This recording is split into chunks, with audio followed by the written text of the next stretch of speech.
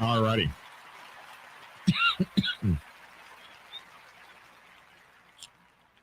Oh, damn. I How did I leave my drink over there? That's some bull. That I left my water over there. That okay, I'm going to have to go to commercial here real quick and get my water. I cannot have my not have my water. Good morning, people. Welcome to Black Dragon Biker News Network. Biker news you can trust. Biker views and biker news. Biker news you can use. All of that. And as always, I'd like to thank you all for tuning in from wherever it is in the world that you happen to be. I just thank you guys for being with me for so long. I appreciate you all. I see you all. Frost's dog is scheduled for surgery Thursday, I believe. So we are going to be hoping the best for Frost's dog. And I want to just thank you to everyone who helped me help Frost. There's no I in team. We helped him get what he needed together to get his dog that surgery. And you guys did that for me a few years ago when Braveheart got his leg ripped off by two dogs, and you guys saved Braveheart's leg about 5 years ago or so, back in 2017 when I first got him. So I just, these dogs are everything, man. They're everything. Went to the doctor yesterday. The Veterans Administration. If you have to depend on that medical system, geez, you the caregivers at the VA are among the best. And the reason I can say that is I have had the best medical care. I worked for Eris, which is now no longer a company. It was bought by another company. But Eris lasted for about 21 years. They were $1 billion company. And they had the best medical care. And I was in the Navy. There was really great medical care there. At least I thought it was. And at Eris, I mean, I've stayed in, when I had my heart surgery, I was in a single room, at Johns Creek, Emory at Johns Creek, outstanding hospital, with these fine ass nurses, little Colombian.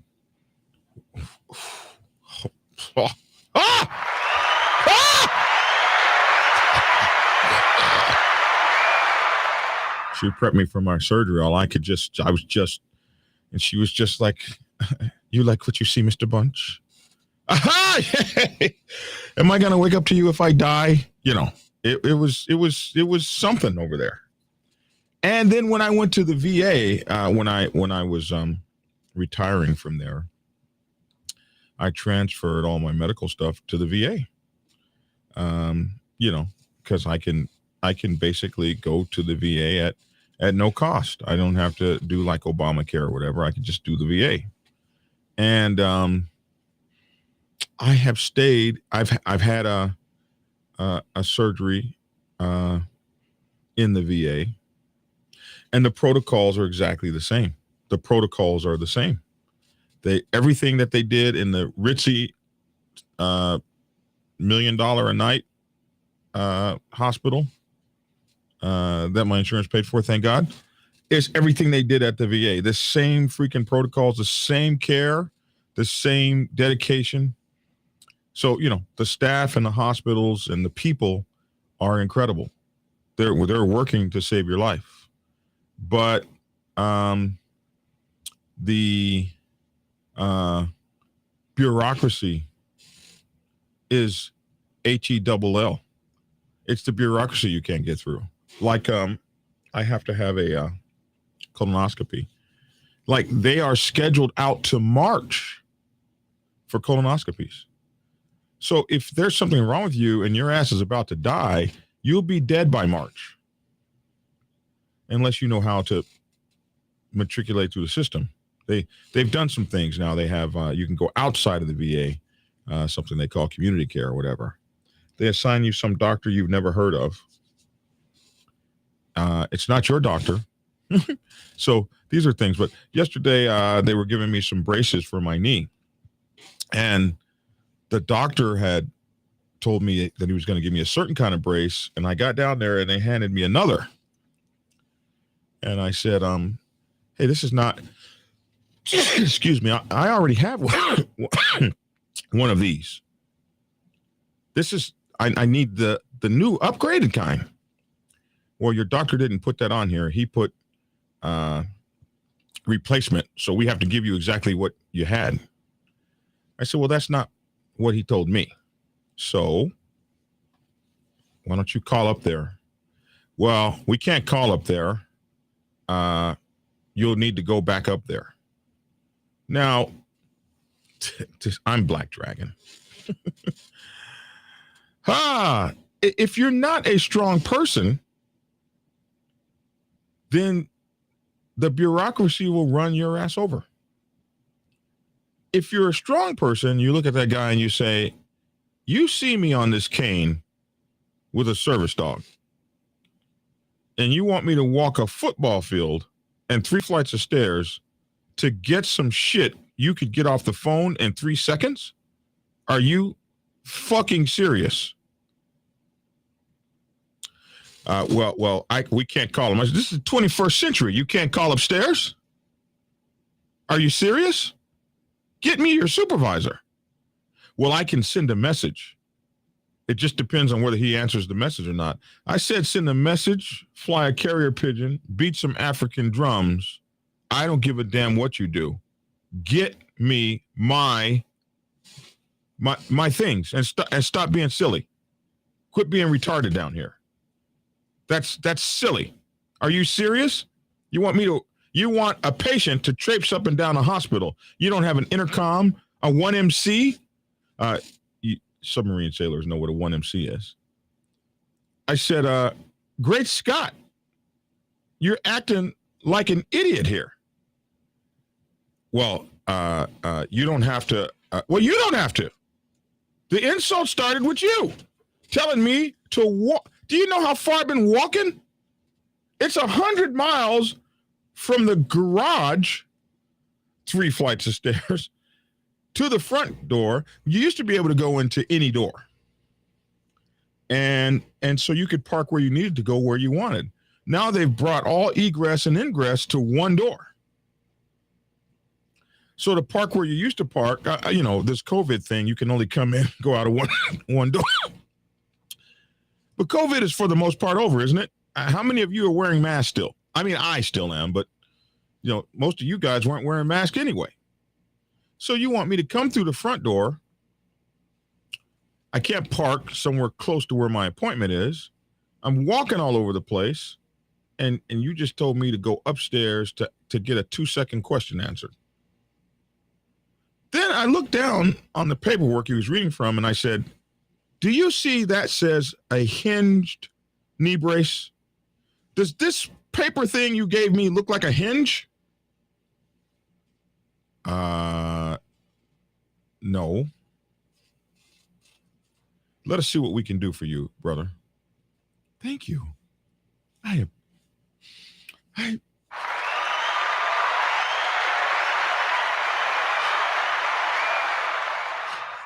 Thank you, VA person. I just want to thank you.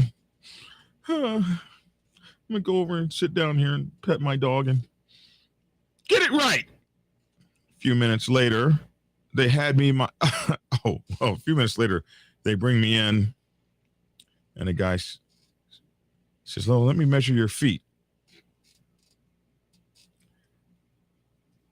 Okay. So I stand up on the foot measuring thing, and he says, size 14. You're not a 13 anymore. I told you guys what size my shoe. There was a time that I told you what size my feet were? Really? I thought I was a 13. No, you're 14. You're going to have a hard time wearing this shoe, but that's okay. And then, they got all these shoes. Real nice kind of, I guess, medical shoes, but they were nice. They're very expensive. And I said, dude, I'm here for a knee brace. I'm here for 2 knee braces. I get shoes too? You're not Tom such and such? No. Oh man, you got to be watching. You got to be watching the VA. Got to be watching, man. Anyway, Gio the Great says, wear a mask at the airport and on the plane now. Mike Ball and I caught the Rona, and man, that mess is serious. Oh, you did catch it. Yeah, I've not had it. What is definitely odd, I've been in 2 different family households where multiple people had Rona. I never once felt sick or caught it. I've been lucky. Black Dragon, as we get older, we're going one way or the other. So my message to the guys would be, get off the couch. Our job is to defend each other. So get in shape and get moving. Steve, you are absolutely right. And the doctor told me yesterday, Mr. Bunch, it's simple. You lose 100 pounds or 4 or 5 years from now, you won't be walking. You will be in a wheelchair and you won't even qualify to have new knees. It is that simple. People, I got to get skinny. I got it. I've done it twice before. I lost 100 pounds. I lost 60 pounds in 60 days one time. 60 pounds in 60 days. I lost 100 pounds before. You guys were here with me when I did it in 2010. I was walking around here so skinny I looked like a toothpick. And then I fell off. Then I lost weight again. I lost 60 pounds in 60 days. My goal weight is 250. I weigh about 55 right now. And I got down to 289 before I blew it. Just a few pounds away from 250, bro. I almost did it. But now I can barely freaking walk. And the doctor said, for every 1 pound you're overweight, that adds 10 pounds to your knees. Right now, you have 1,000 pounds on your knees of weight that shouldn't be there. I ain't got no choice. Milton Stewart said, Black Dragon, I was 350, and the doctor said that to me in 2020. I'm now 260. I feel good. Just 20 more to go. You're trying to get to 240. I proclaim today at 10:37 a.m. Eastern Time, 9/13/2022, that I am back on the Get Skinny mission. Back. William Spencer said down to 235 from 267 and still have weight to lose. The thing about diets, they are temporary. Make a lifestyle change. I made a lifestyle change. I lost 100 pounds and kept it off for a year. Then I got injured. And every other excuse I'll make. Here I am. Back at 355. At least I'm not 365.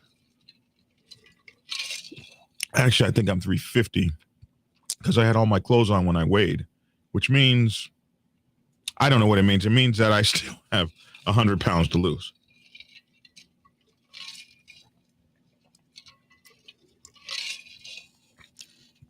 So I'm going to take public accountability in front of you all. You all are my judge, my jury, and my executioners. I'm going to do it. Again, I know how to do it. Preston Howard says, hey, brother, I just had the gastric sleeve surgery. I've lost 78 pounds in a month and a half. Tell Milton Stewart Moto said, what's up? So there you go. Looks like my brothers out here are going through this with me. And I'm on like 13 pills. This is my shrine. Okay, I'm just, just letting you guys freaking know. This is what I do every freaking day. Just so you know.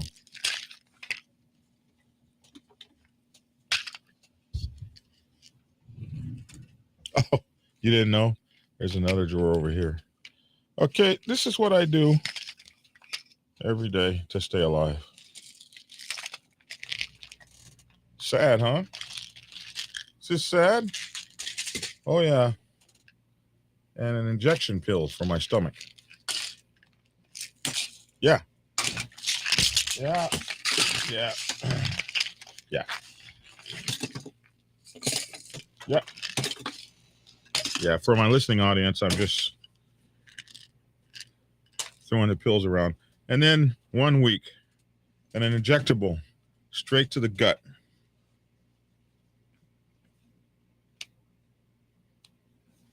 Yeah. This is to keep you off insulin. But yeah. That's me. Public accountability. That's the real. I should actually be on more pills. They actually took me off of 2 pills yesterday. Since I haven't had a gout attack, and I've actually stopped taking my gout medicine because I have changed my diet significantly. So I don't. Oh, well, you guys can't see that because of the green screen. Wow, it makes. But the green screen is crazy. If it's green, it or yellow in this case. But anyway, my Febexostat, I don't have to take that anymore. So this one is gone. So we're trying to get rid of this pill. And if you don't have to stick yourself in the stomach, you don't know what that's like. But I can't imagine having to do that 3 or 4 times a day. Like some people. This is a weekly injection. This is like that Trulicity stuff. Yeah, that's what it is, Trulicity. You see it on the television commercials? Yeah. So doctor says you can get off all that if you give me that 100 pounds. I'll take you off all that if you stop eating your black ass to death.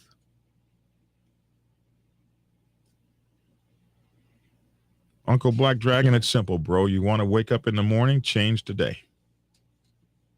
So I had one final goodbye meal last night from the wonderful folks over at Red Lobster. And I couldn't even finish the damn thing. It was so sickening. It was nothing but salt. So I didn't even get it. I didn't even get my mercy meal. Like my goodbye. Now I'm back to what? And how did I lose 100 pounds? It was very simple. I got rid of all white. Pasta, bread, rice, potatoes. Pasta, bread, rice, potatoes. Everything white. I didn't eat any processed white. And I lost 60 pounds in 6 months. All I ate was vegetables. Meats. The meats that I ate were broiled, boiled, baked, or steamed. Nothing fried. And I ate vegetables, legumes. Is that how you say it? Legumes. I don't know how to say it. And I ate vegetables, legumes, whatever, and beans. There's actually starches in beans, but that's what I ate: beans, vegetables, legumes, nuts, and berries. And I did a whole lot of juicing. But that's it. I just cut the white, and I ate as much as I wanted to eat. I was never hungry. I just didn't eat any real. I didn't eat complex carbs. I just didn't eat carbs, and I had a cake a week. I was able to eat one whole cake every week. Now, it was the little 4-inch cake, chocolate on chocolate, and I had a sliver of cake every day. 7 days a week, I had a sliver of cake. Chocolate on chocolate, delicious, luscious hell on earth. And I ate the hell out of that sliver. And I could have a sliver every day for 7 days, and I still lost 60 pounds in 60 days. So, I bet you pineapple and chicken breast is good. So there you go, folks. This is not what this show was supposed to be about, but that's what happened to me yesterday. And so now you know. This gut you see and these breasts. Yeah, I got some, titties.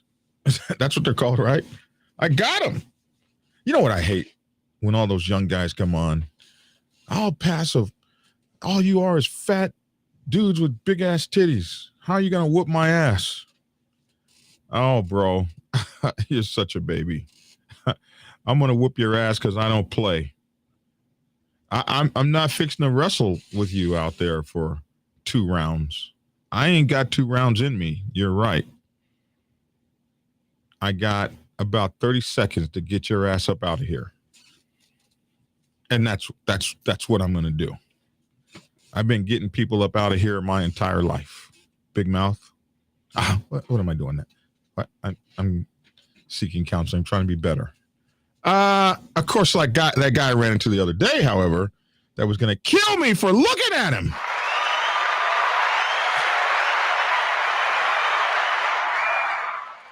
Probably couldn't have done much with him. Our show today, 24 minutes in, is how to make money with your motorcycle club. So I'm going to chop that out and make that a short, because you guys, I wasted 24 of your minutes talking about yesterday, which this is a show, and it's also a podcast. So some folks like to hear me talk, but others get mad. That's clickbait. It's not what I tuned in for. And you're right. I owe you what you're tuned in for. So we want to talk about, and I have been counseling. Guys, I counsel a lot of motorcycle clubs on a daily basis. Motorcycle clubs call me, and they have all kinds of issues. The 1%er won't let me start my chapter. All kinds of issues, and we try to help them get through them. Because folks want to live a good life. They want to have a fun motorcycle club life.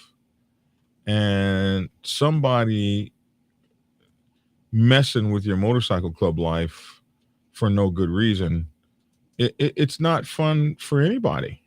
So we try to help and help you get through those battles. And for some, those battles are just hell. Understanding what's going on in this biker thing when you should just be able to ride your motorcycle and have fun. You really should be able to do that. And so many of us are not able to do that. And so as people call me, I kind of write down, it kind of goes in cycles. And so people this month will have issues getting in the COC. Next month, they'll have issues with president stealing money. All clubs seem to have the same issues at the same time. I think it's in the water. Lately, the issues I've been hearing about are broke ass motorcycle clubs.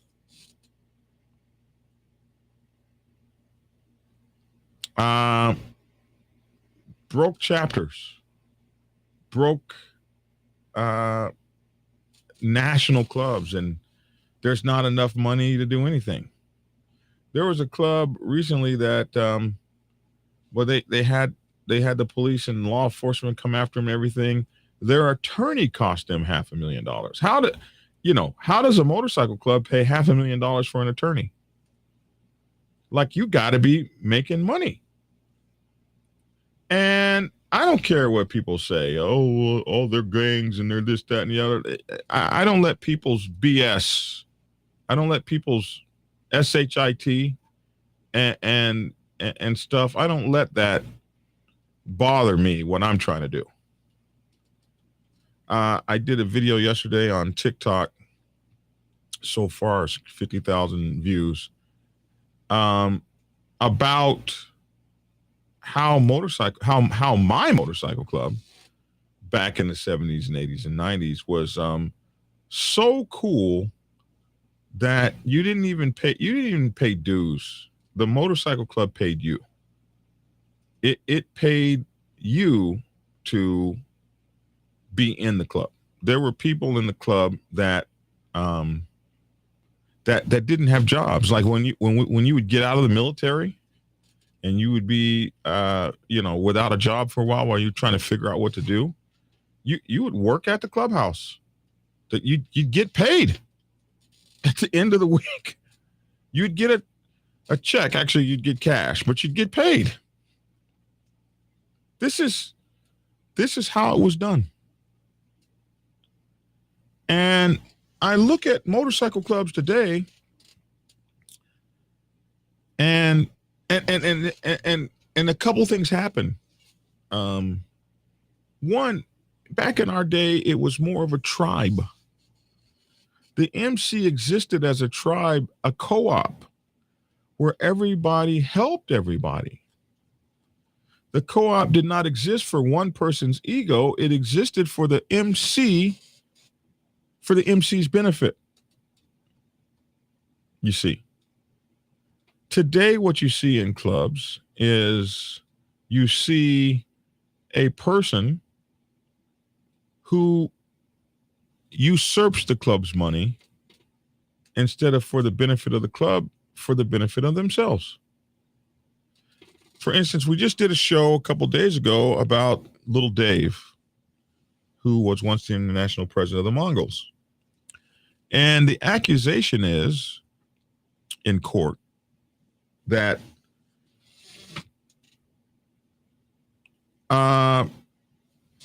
basically that the club was making like $1,400,000 a year, and $1 million of the 400,000 of the $1,400,000 was being pilfered. That when Lil Dave came back, that $990,000, when Lil Dave was gone, all of a sudden that money just started coming into the club. And they're like, wow, we're rich. Where did all this money come from? So, of course, the assertion is that perhaps he took it. And, we did a video about how to stop people from taking your club's money. And part of it is the accountability system. When you let people get outside of the accountability system for whatever reason, and there are all kinds of reasons that people use to let people get outside of the accountability system. The accountability system is, of course, reporting to the club in the minutes and stuff like that. How much money is taken and stuff like that, and all these reports that should be done so that the club can keep tabs of the money. The accountability system. But we let people. Out of the accountability system because they're too big or they're too badass or they're too this, they're too that, they're too the other. Like we do it in American politics too. Like when we had Hillary Clinton with her personal server with top secrets on it. And then the former president of the United States with top secret documents down at Mar-a-Lago. People can get out of the accountability system for whatever reason. This lady's the president. This guy's the such and such. This guy's the conqueror. This guy, whatever the case, when we let people out of the accountability system, then they can take our money and do whatever the hell they want with it, or our secrets or whatever. Everybody should have to go through the accountability system, whatever one that's set up in your motorcycle club. That's how you keep your money from being stolen. You might have what we used to call in the Navy, 2-person control. Like, no check can be written without 2 people. Every check must be resolved in 45 days or whatever, whatever you come up with. This is the accountability system. So now let's talk about how the club makes money. How can you have a broke ass motorcycle club? One of the first things you have to do is you have to change the culture of your thinking. Let me tell you guys a story.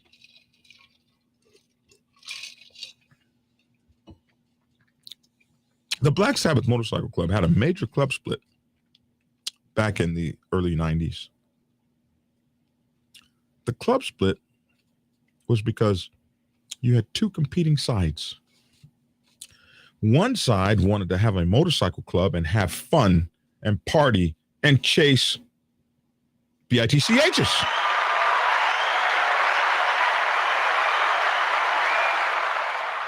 The other side wanted to have a business and make money and take money home.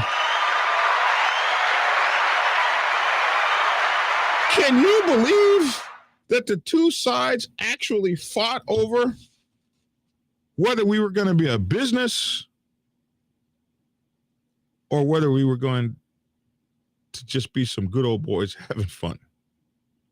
One side would say, I got a job. I'm not here to make money. To me, it sounds completely atrocious.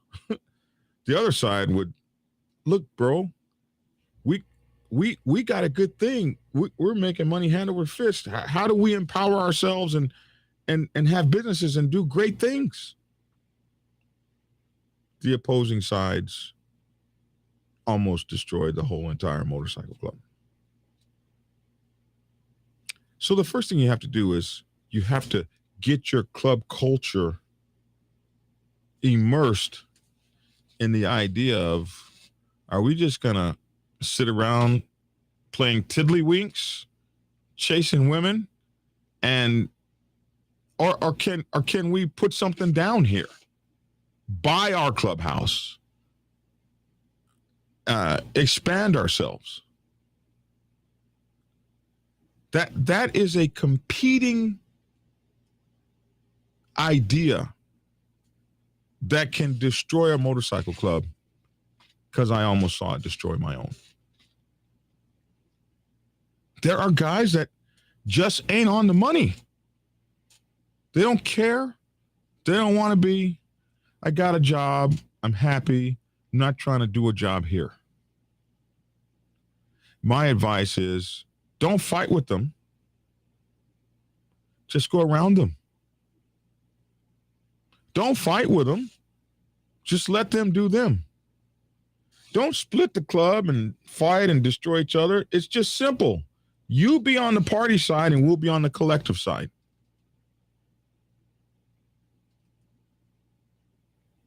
And we'll do our work and everything, and we will divide the receipts among ourselves, since you got a job and that ain't what you're here for. So we won't expect you to stand duty. We won't expect you to do the things that are necessary that we're doing to build the money.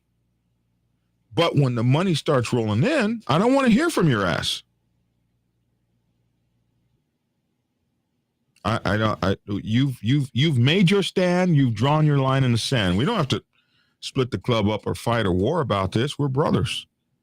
The bar will always be open. maybe you'll never be working behind it. So the first thing you got to do is get the club culture and get the guys who want to to be successful and make money in businesses and that sort of thing. Get them together. Got to get an identifying club culture that wants to be successful in that area. Next thing you got to do is you got to take a stock of the people that you have. What can they do? Who are the people that you have, and what can they do? What skills do they have? You have a motorcycle club with 50 members, and 29 of them have advanced college degrees, and they're engineers and software engineers and all these kinds of things. And the motorcycle club is broke.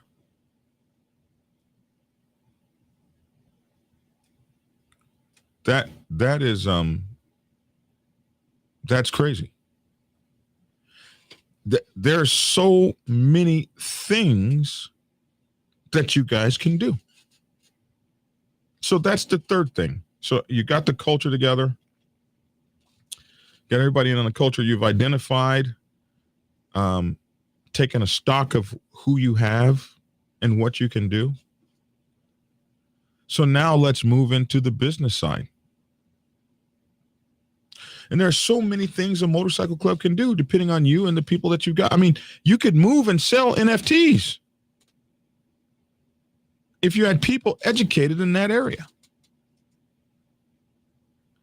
You can move and sell real estate, selling clubhouses to all the clubs. And there's so many things you can do. I once knew a motorcycle club when eBay first got really started and going big. These guys would sell Harleys on eBay. They'd go buy a Harley from the dealership and raffle them off. And they were raffling these damn Harleys and making a living at it. They would raffle them and then they would sell some on eBay, and man, they were making a killing. I guess some of the laws changed where, I don't know, you can only sell 5 a year or some kind of something happened. But they were making all kinds of money on the straight raw hustle. I used to know this one club that they would buy a new Harley every couple of months, and they were just running a raffle. They made 2 or 3 times the money that the Harley cost. They would take this Harley, they'd put it on the back of a truck, and they would take it to every annual in the city, every little gathering of bikers. They'd roll by and ask you for $5 or $10 for a couple tickets. Hell, I had never had a Harley before. It was worth $10 to me. Give me 2 tickets. I never win anything, but the father won one. The father won a Harley. The father of the Black Sabbath Nation won one. He won a Harley at a raffle. Hell, I was like, let me give it a chance. And they made money. This was not illegal money that they had to look over their shoulders for. I knew another motorcycle club that, now this was a big club, had chapters all across the country and all over the world. They developed a clothing line. And this club also had the baddest women. This was a club that had women members too. They had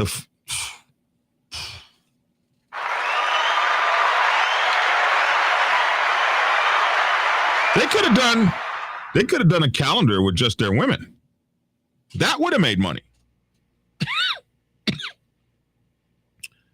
A calendar of just their women would have made money. Would have made a lot of money. I'd have bought a few of them calendars. And they had this clothing line, and everybody in their motorcycle club, because this was one of those ritzy motorcycle clubs when everybody was pretty. All the people, they had nothing but pretty people in there. It was the Pretty People Motorcycle Club. And they were young and vibrant, and everybody in the club was buying the club paraphernalia, clothing, bandanas, earrings, nose rings, belly rings. Everything with the club logo was being consumed by the club. So the club was making money. It was just no broke ass club. Making money in the commerce of supply and demand, putting out goods that their people wanted. Man, I knew another motorcycle club that people loved their logos and stuff. They made money selling their logo, their shirts and stuff to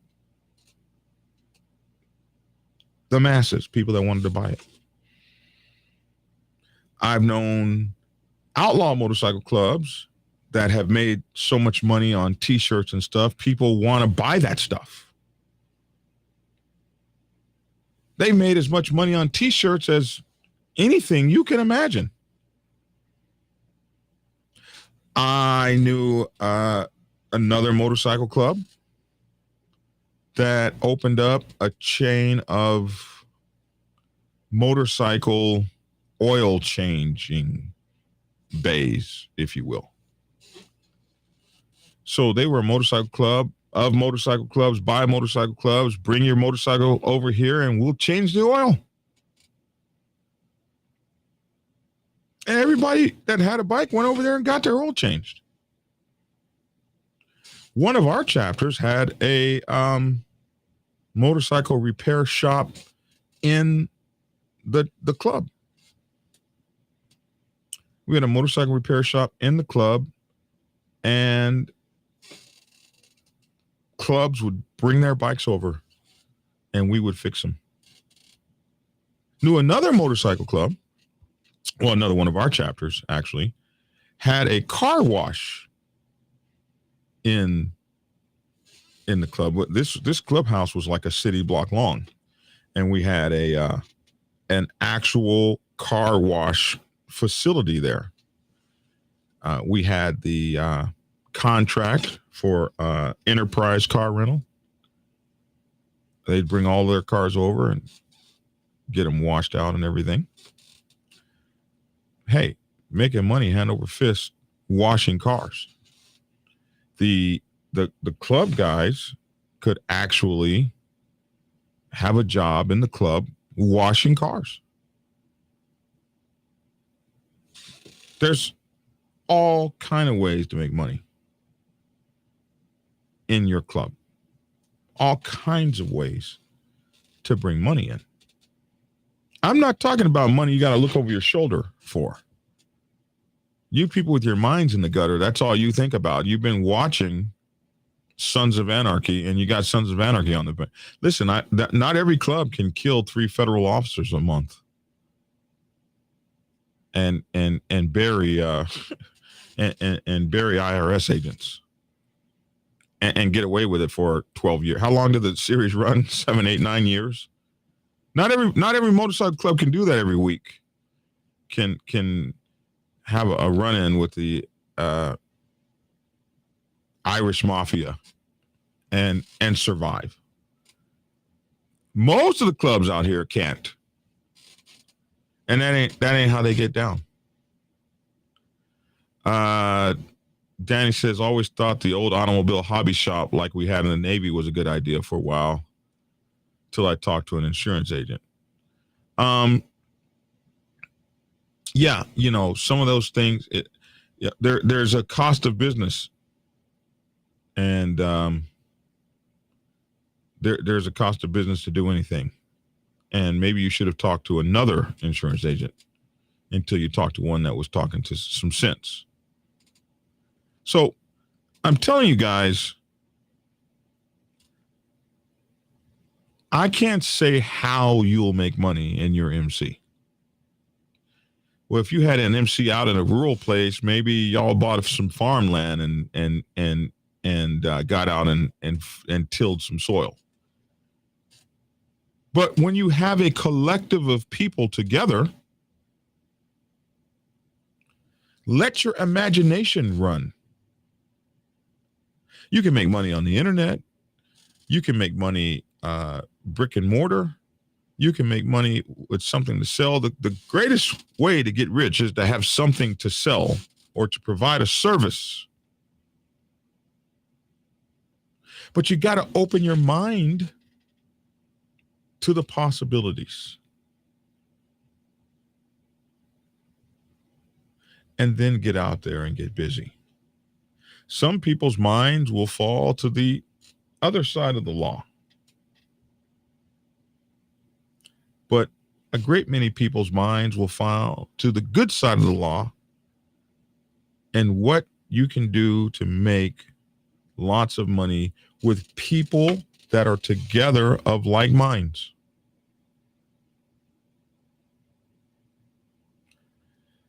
The least that happens is that you can have it such that the motorcycle hobby, the motorcycle club hobby isn't costing you money. Your rooms are paid for, your trips are paid for, your lodging is paid for, your maintenance is paid for. You guys can go all over the place and do everything, and the club has the money to pay for it. All mandatory runs are paid for. The best side comes when the club starts issuing dividends to members. Not to individuals who steal your money. That's the other thing. Once your club starts making money, woo, watch out. That's when the sticky finger dudes show up. Mm-hmm. You know, sticky finger dudes. The dudes who figure out a way to enrich themselves off of the hard-earned work of the rest of the brothers and sisters who are trusting and loving, and allow them to get outside of the accountability system. You know, I only talk about what I've experienced, seen it happen within my own beloved nation, where a guy took such advantage of the club. Boy, if I told you that story, whew, it was a horrible story. So you can't let people get outside of the accountability system. Once the club starts making money, the club has to account. You got to fight demagogues. You got to fight people that will demagogue themselves up to the top and figure out a way to separate the club from the money with these BS rules they come up with. They're good. They're good. They're good. Don't think they ain't good because they are. You know, it's once when you get money, you gotta defend it. You gotta, rich people tell you it's not easy being rich, man. I gotta figure out how to keep this money. They ain't playing. The minute you make some money, somebody's gonna be around to figure out a good way to get what you worked for.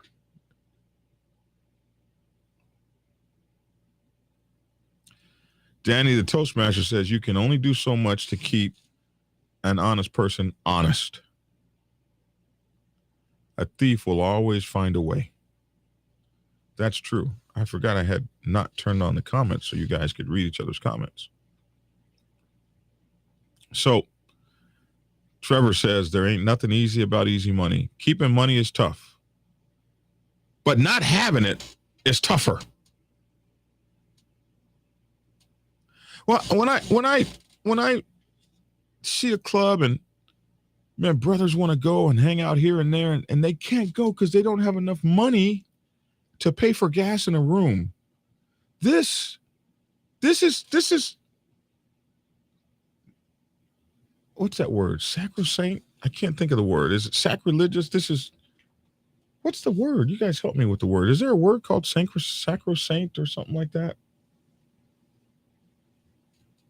I need help with that word. It's horrible. A brother can't go on a ride because he doesn't have any money. And we're a motorcycle club with 500 people in it. Are you serious? We're a motorcycle club with 40 brothers. We're a motorcycle club with 15 brothers. And we got brothers that can't go out of town because I can understand not being able to go out of town because you have to work, but you can't go out of town because you can't afford it. Sacrosanct. Thank you. Sacrosanct. I don't even know how to say the damn word. But I knew that word existed. Now we just need to know what it means so that I didn't use it out of context. I mean, I've seen the word before. The word, somebody had it. Sacrosanct. There it is. Sacrosanct. Here we are. I mean, I just like to, I'm a word person. I like words, Here we are. Let's see. Sacrosanct. Sacrosanct. Regarded as too important or valuable to be interfered with. Oh, heck, I was using it wrong. There you go. Most sacred or holy. Inviolable, treated as if holy, immune from criticism or violation. Yeah, it's holy. It's holy to expect that you should be able to go on a run with everybody. Yeah, that's sacrosanct.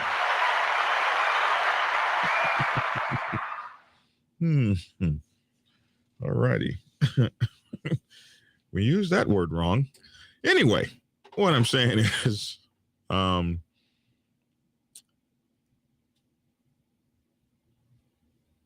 you got all these people together and we're all vibing on one accord, we can succeed in anything. We can succeed in everything. Maybe you put an investment group together. One thing I've seen clubs do is turn their chapters into like event halls. So that every motorcycle club in the city that doesn't have a place to throw a party can use your place. That could pay the rent. 2 or 3 parties could pay the rent. Now the members are not having to come out of their pockets for the rent. The club just enriched itself. Every penny counts.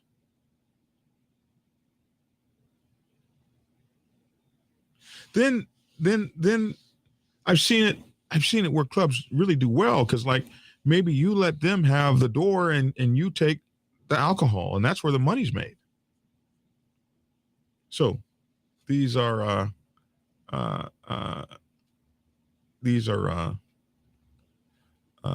ways that the club can make money. You extend yourself in a co-op, lifting each other up, lifting as we rise. As we rise, we lift each other up, lifting.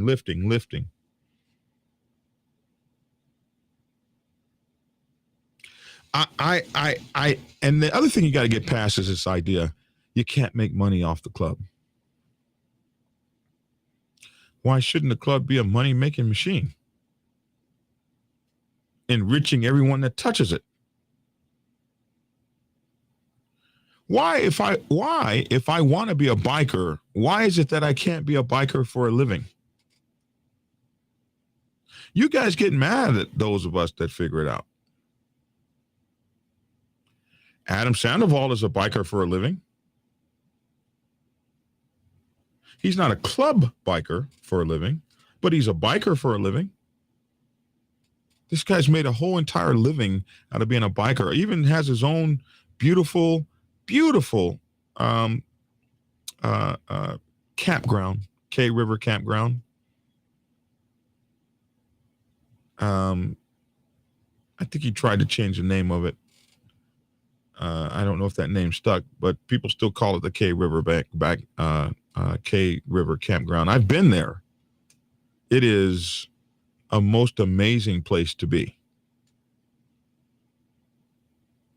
There was a time that people in my club, they were bikers for a living. What do? I don't do nothing but ride a motorcycle in my motorcycle club.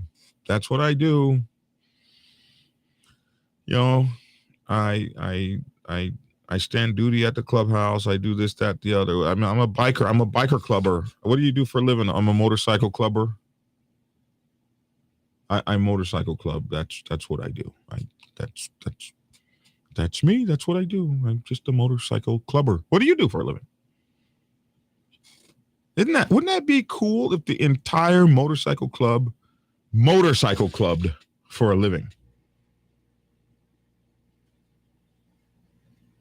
I mean, if you think about it, you could start a YouTube channel that made millions of dollars with sponsors and everything. And all you did was traveled across the country on your motorcycles and had fun and played, and everybody's watching you. People do that.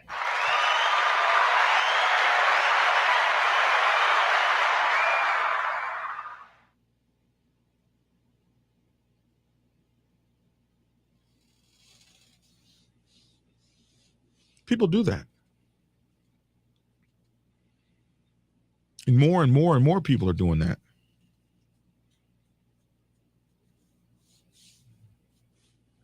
I knew a guy that had a motorcycle safety course, and he trained all of his brothers to be motorcycle safety dudes. And they made money at it. One motorcycle safety guy from the Black Sabbath Motorcycle Club, and I remember when he went to the course, because I was going to go with him. And the course was, some 11 weeks or some craziness. And you would get your California State Motorcycle Safety Inspector license or whatever. When the movie Biker Boys came, they hired him to be a motorcycle safety consultant on the set of the movie Biker Boys, and my boy got paid.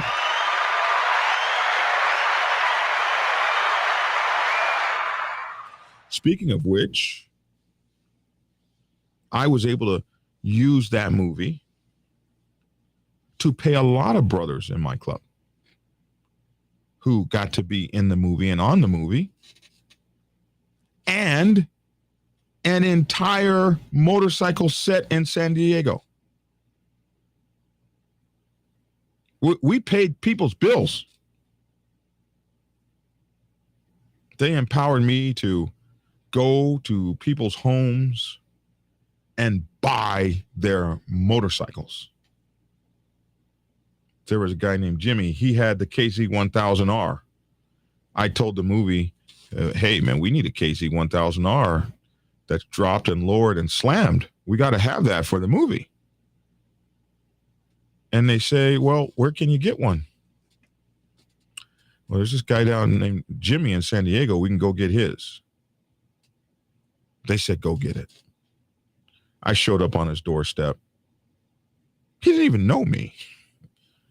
I said, hey, man, we've come to get your KZ1000. He laughed at me. Oh, man, that's not for sale. I said, how much you want for it? Oh, no, it's not for sale. I made an offer. No, I made another offer. I increased it by another 1,000. Then another 1,000. That's when his wife touched him on the arm. All of a sudden it became for sale.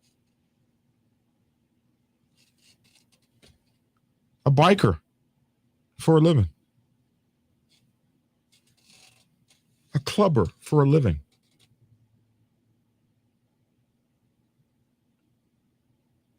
Enriching the people around us and making their lives better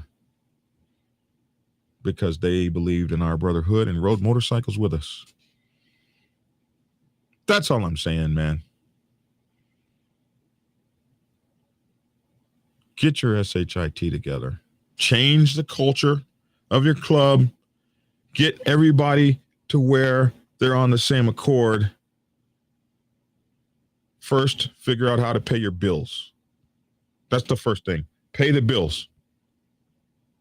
The bills aren't coming out of your pocket. They're coming out of the collective that the MC makes. Well, I've known so many motorcycle clubs to have clubhouses that the outside community supports the clubhouse. There was a club in Atlanta for so long that had its own clubhouses called the Golden Hawks, and the community supported. So every weekend, it was the people in the community, not the bikers, the people that would come there. They grew up there. It was like that for the Black Sabbath on Market Street, our Market Street clubhouse. People grew up there, coming there to hang out.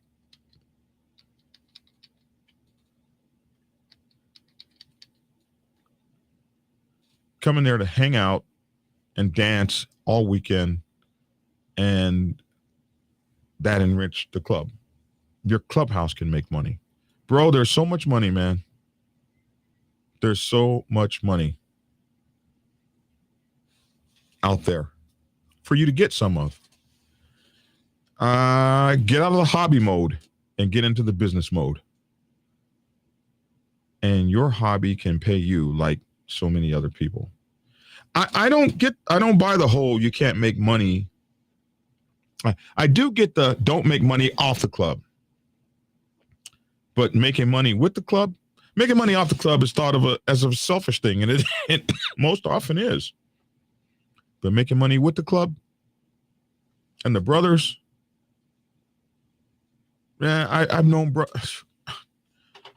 and let's just talk off. Let's just, like, I had one brother who had, I don't know, 50,000 credits or something with of training credits to teach anybody how to be a Microsoft certified engineer or something. And he turned those credits over to the club so that his brothers could educate themselves to move up and get better jobs. I mean, there's so many ways. Do you understand how many ways it is that we can empower each other, lift each other? That's what a brotherhood should be all about. That's what a sisterhood should be all about.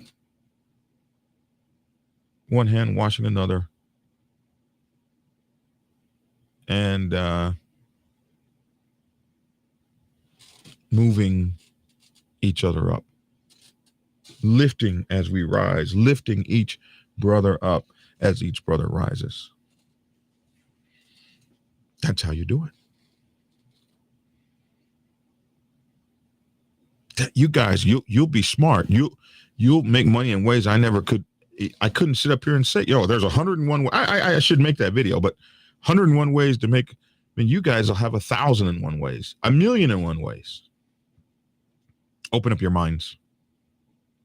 Open up your minds to take yourselves to the next level financially with this motorcycle club stuff. I know I have.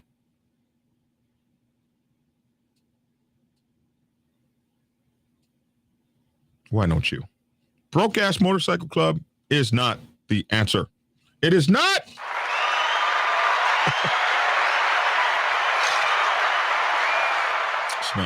It's not the answer. Paid motorcycle club, that's the answer. Wouldn't it be cool if anytime your motorcycle needed a repair, the president said, oh yeah, just take it to the shop and get me the receipts. We'll handle that. Well, I was thinking about putting a stage 3 kit. Yeah. Stage 3. Why don't you do stage 5? Exactly. That's what I was thinking. Wouldn't it be amazing if the club said, we're going on a cruise. Have you ever been on a cruise with your motorcycle club? We have. The whole club over in the Bahamas, chilling like villains. Chilling with my brothers. We went to the Harley shop in the Bahamas. Well, I mean, I was forced to go in there with them. I was looking for the Victory shop. Couldn't find that. I'm sure it was over there. We weren't on that road. You know, we were in the Bahamas together on this big ass boat, chilling. Man, what's that like? What if the club says, yeah, we're going to go to the Bahamas. Everybody can go. All you got to do is get time off work. Everything's taken care of. Everything's paid for. Club's got it. Is that cool? Boy, stop. Hey, we're going to Sturgis. Everything's paid for. Club's got it. Yep. If you got to take time off work and you can't get paid and you need that money, the club's got that too.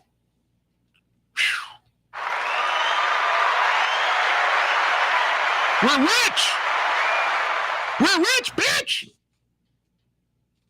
We got it.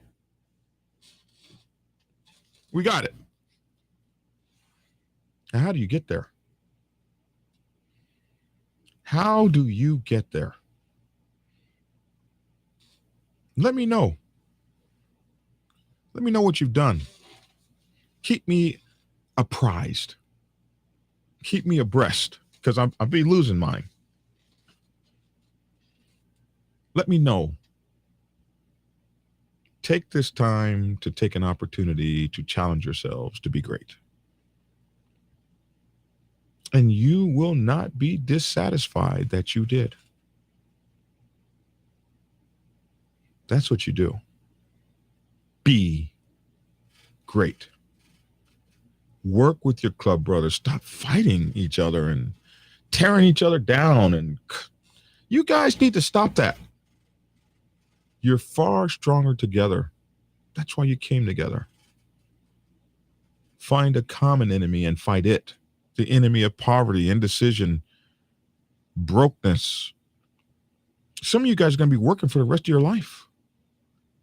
You didn't save money and you didn't do this, you didn't do that. But you have a grand opportunity in the MC.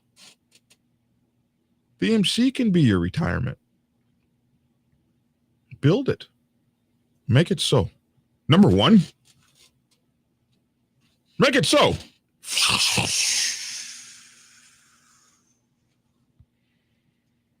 All right, I'm a Trekkie. I couldn't help that. All right, my friends, that's my time. I hope I've helped. I hope that I have given you something to think about. You could make the next biker movie. Why couldn't you? We did.